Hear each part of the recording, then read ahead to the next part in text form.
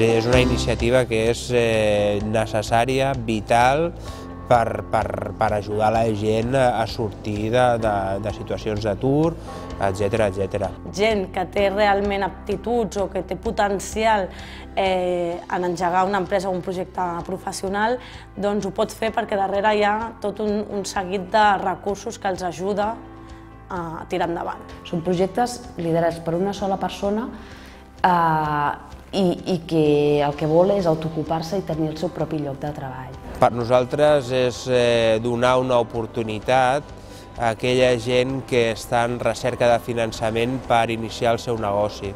No és només un finançament, no és un projecte que busca simplement finançar i punt, sinó que el que busca és acompanyar, entendre aquella persona i orientar. Per tant, tu tens aquesta experiència, tens aquesta capacitat, doncs intentem orientar cap aquí. O sigui, llavors valorem la idea, no valorem la capacitat financera de la persona actual.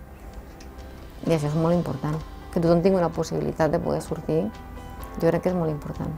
Crec que és un recurs molt potent i molt proper. Perquè sobretot va incidir a problemàtiques socials greus, a persones que pràcticament és l'últim recurs que queda per tornar a, diguéssim, a tenir una vida autònoma.